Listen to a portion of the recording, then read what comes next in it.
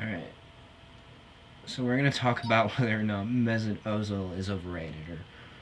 Or I guess I'll call this video like bullshit people say. Like overrated players. People love saying overrated or underrated. Like it's some like, oh, holy grail. Once a player gets good enough, they're overrated. If they're not noticed, they're underrated. It's totally just not based on any facts or evidence, and it's kind of bullshit. Like, just watch this shit. Okay, here's Jamie Carragher talking about Mesut Ozil. Look, watch this.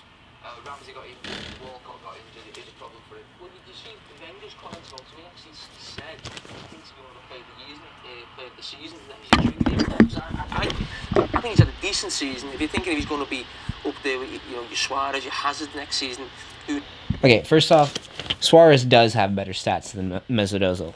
You'd look that up. A lot better stats. He has about 230 goals plus assists, while Mesut Ozil, over the last, since 2009, 2010, Mesut Ozil has had 186 goals plus assists.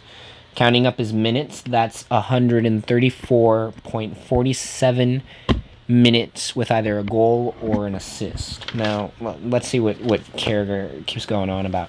Oh, and also, when Jamie Carragher talked about he's not on the level with Hazard, well, in the last season, since 2009-2010, Eden Hazard has less goals and less assists than Mesut Ozil. And you might say, like, oh, Eden Hazard's younger, right? You know, he's 25, Mesut Ozil's 28.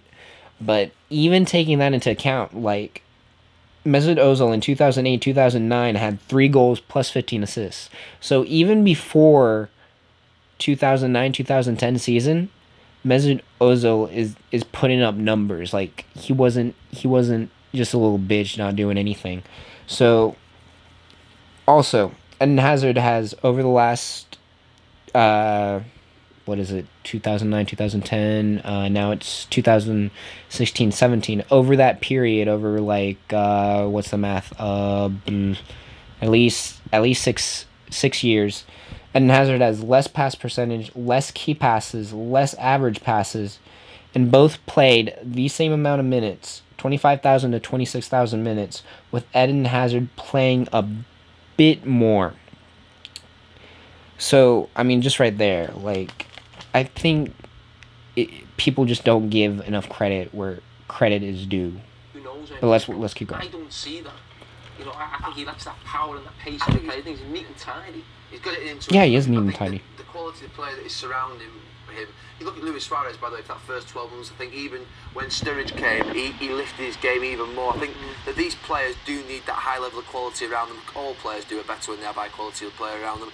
I think he'll be okay with his first season, but a lot rests on him in the next few weeks. He's got to win Arsenal that trophy. Here is the story of that, his first season with Arsenal. 24 appearances in total, 5 goals, 9 assists. See the chances created, the passing's always going Okay, to be wait, let's keep going. Okay, let's see. And he always tops the assists. You look over the last 4 or 5 years at Real Madrid, Arsenal's got a few assists, but I look at the goals as well. You know, he's got one tonight. I just like to see it. We mentioned, didn't we, before, a few weeks ago on Monday Night Football, the number 10s and how we think, well, I said they get away with made in terms of how many goals they score. And I think he's got to get more goals into his game. A player in that position, I think they've got to contribute. No, he fucking doesn't. He doesn't have to do fucking shit. Who says he has to make more goals? When you are making...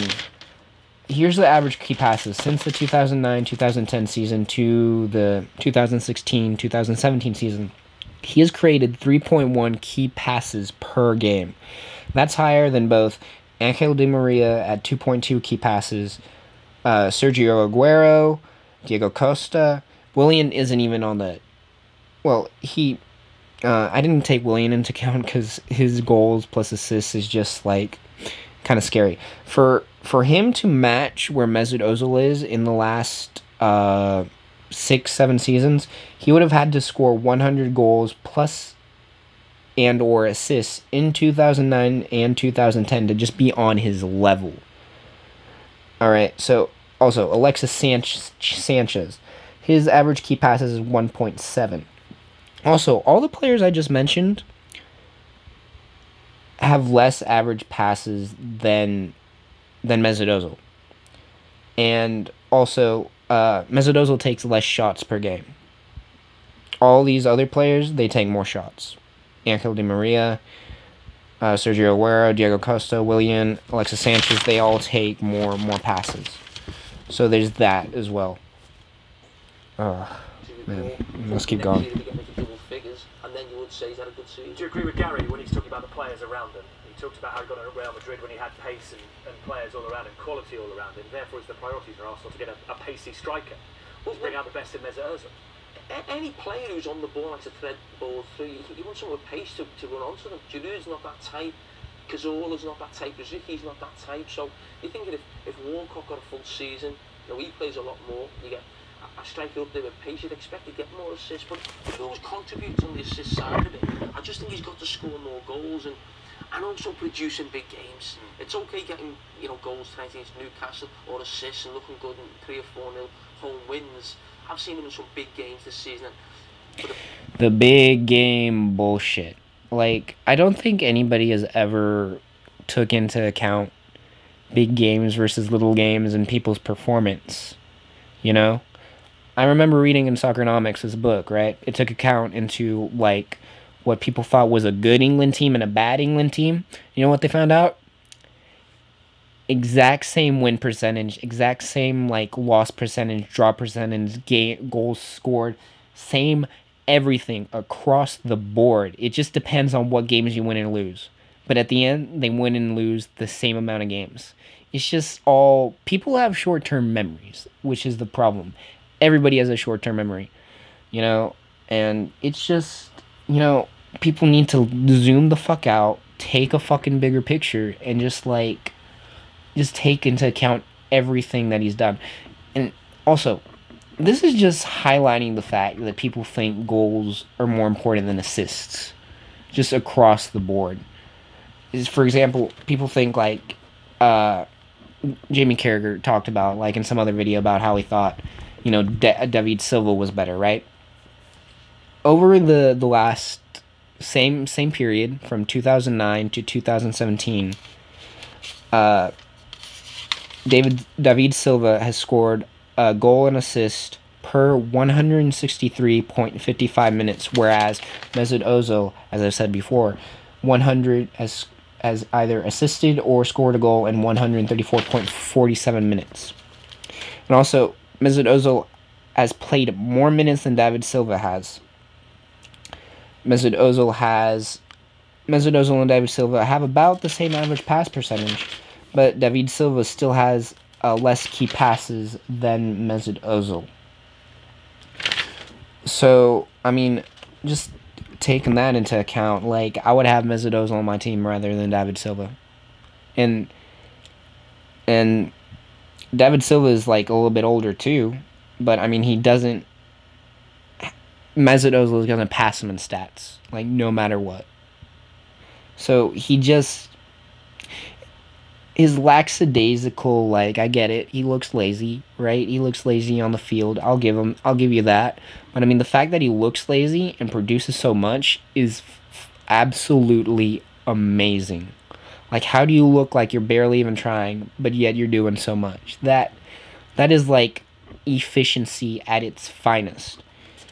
And all these other players, Angel Di Maria, Sergio Aguero, Diego Costa, all of these players, even though some of them are producing more goals and assists in a shorter amount of minutes than Mesut Ozil, they're still playing less minutes. So they have less time to be criticized. They're spending more time being injured.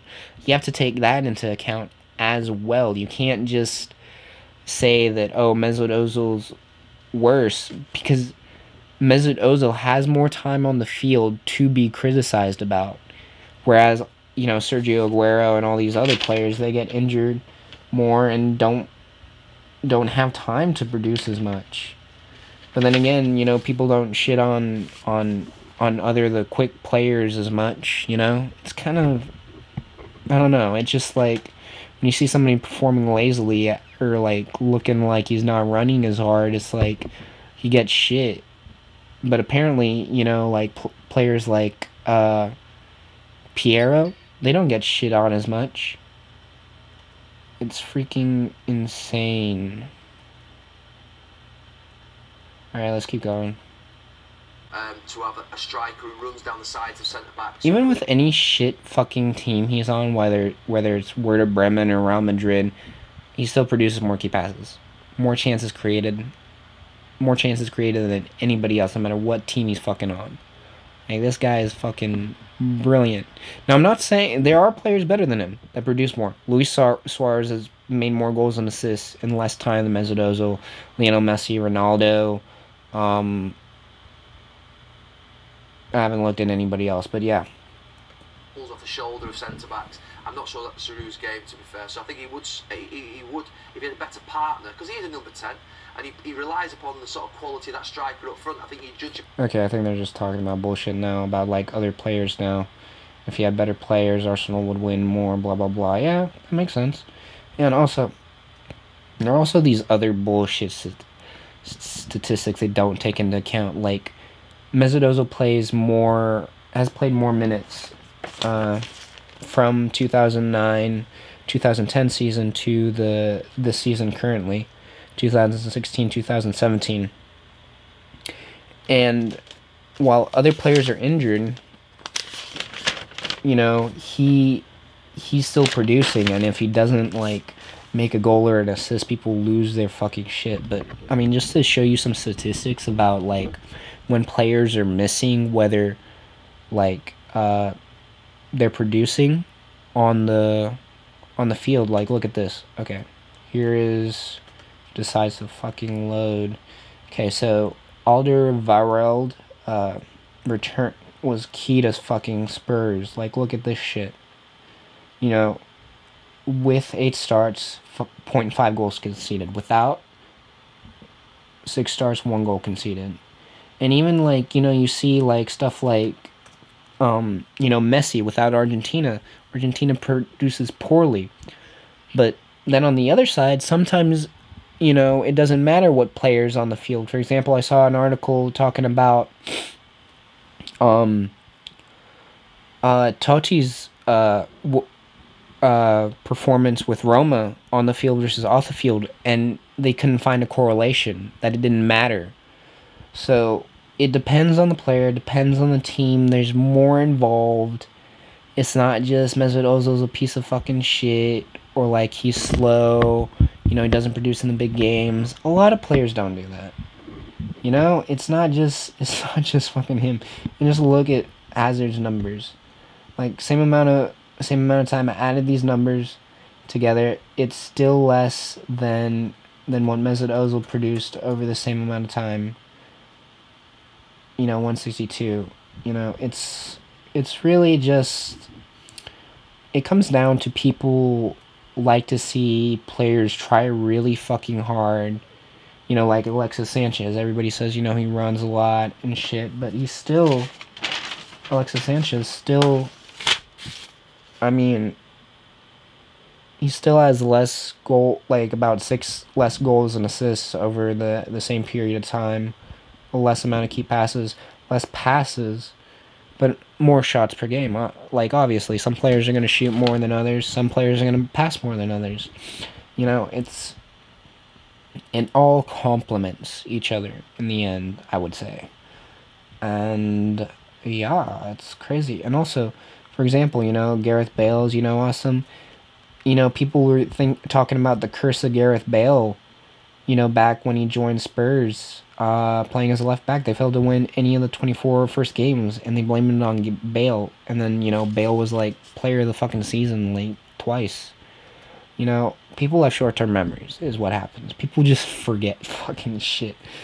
And also, like, taking shit, like, people like make tables like, oh, without Mesut Ozil, Arsenal won more games.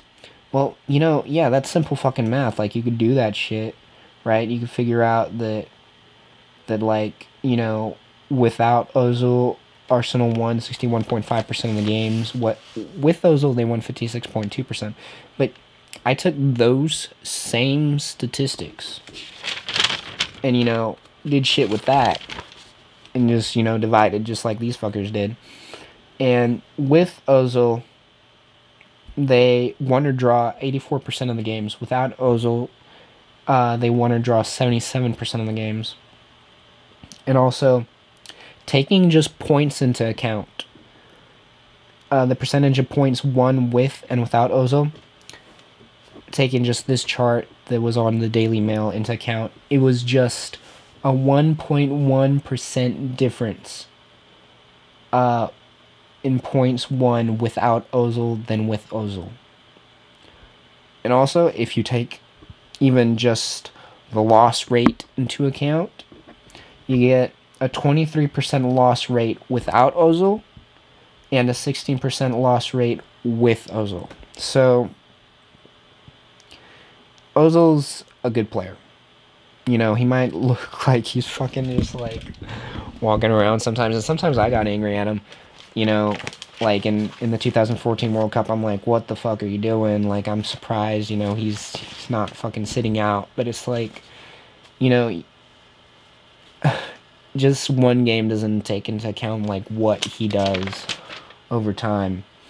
You know? And yeah, Sergio Aguero, there are a bunch of players that have produced more goals and assists than him. Sergio Aguero did over the same period of time. You know, obviously Luis Suarez, Ronaldo, and Messi have.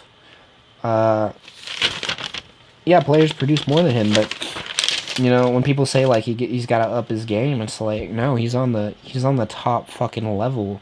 Like, what more do you want from him? Say he ran more, say he like ran as hard as Alexis Sanchez.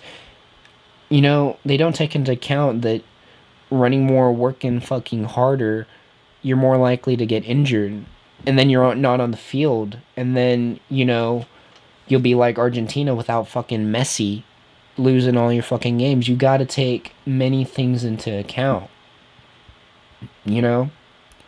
Because the time that a key player isn't on the field might be more games lost, or stuff like that. So, you know, don't believe all the hype, you know? Stop calling players overrated and underrated. It's fucking bullshit. Just do the fucking research. You'll figure out that you're full of fucking shit. The players are underrated for a fucking reason, like fucking Willian. You know, because he just doesn't produce as much as fucking Mesut Ozil does. Like, what the fuck do you want? You know? Like, obviously, they didn't play Willian in, like, all the games that Mesut Ozil has been in. I don't know what the fuck I'm talking about now. But yeah, you know, players are underrated for a reason, because they fucking don't produce as much. And overrated players aren't overrated, they're just good. Just fucking deal with it. Stop hating. Alright. Well, that's it. That's it. That's all I had to say. Alright. Bye. Remember, nothing in life is just black or white.